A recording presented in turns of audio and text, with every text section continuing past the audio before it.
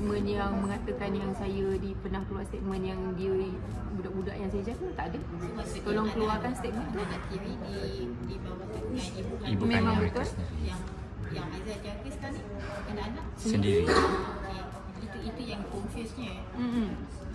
Nama pelakon Azhar Azmi baru-baru ni jadi sebutan ramai, tapi bukan sebab lakonan dia. Ada macam-macam dakwaan serius yang dilemparkan dekat dia di media sosial.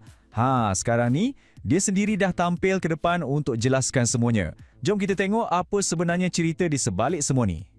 Jadi, inilah persoalan yang bermain dalam fikiran semua orang, kan?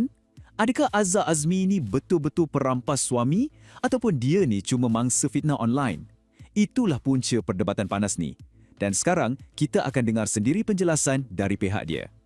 Okey, jom kita mulakan dengan isu yang paling kecoh dulu. Kabar angin yang mengatakan Azhar Azmi ni bertanggungjawab jaga kesemua 7 orang anak tiri dia.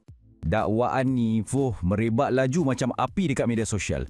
Ia seolah-olah gambarkan yang Azhar ni bukan saja ambil suami orang, tapi ambil alih satu keluarga terus. Tapi, betul ke cerita ni? Tapi Azhar Azmi sendiri dah bagi jawapan yang sangat jelas. Dia cakap ibu mereka masih ada, buat apa saya nak kena jaga? Dia tegaskan yang anak-anak tiri dia tu semua di bawah jagaan ibu kandung mereka sendiri. Fokus dia sekarang hanyalah pada anak-anak kandungnya. Okey, selesai bab anak tiri. Sekarang kita masuk pula isu yang lagi panas. Tuduhan yang mengatakan dia ni orang ketiga yang meruntuhkan rumah tangga orang. Inilah dia, label perampas suami yang dilemparkan pada dia.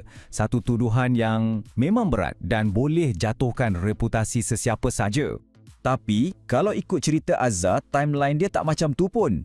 Dia jelaskan yang dia kenal dengan suami dia, Muhammad Apri Hazrin, selepas suaminya tu dah berpisah secara rasmi dengan bekas isteri. Jadi ini memang betul-betul lawan naratif yang kata dia ni orang ketiga. Malah Azhar jelaskan lagi, dia cakap yang diorang berdua tak pernah bercinta pun. Tiba-tiba je suaminya terus ajak kahwin secara berseluruh. Kiranya tak ada fasa dating atau hubungan sulit yang lama, terus ke fasa yang lebih serius.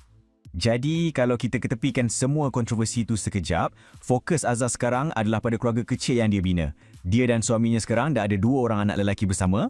Jadi, apa kesimpulan dari semua ni? Apa kata-kata akhir Azhar sendiri tentang semua kontroversi yang melanda dia ni? Sebenarnya, pendirian Azhar ni mudah je. Dia pilih untuk tak layan semua benda negatif kat online.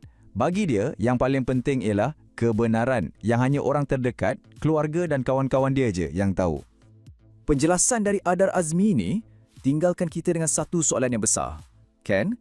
Dalam dunia media sosial yang serba pantas ni, berapa kerap agaknya kita betul-betul berhenti sekejap untuk periksa fakta sebelum kita buat kesimpulan atau kongsi sesuatu cerita. Sesuatu untuk kita fikir-fikirkan bersama.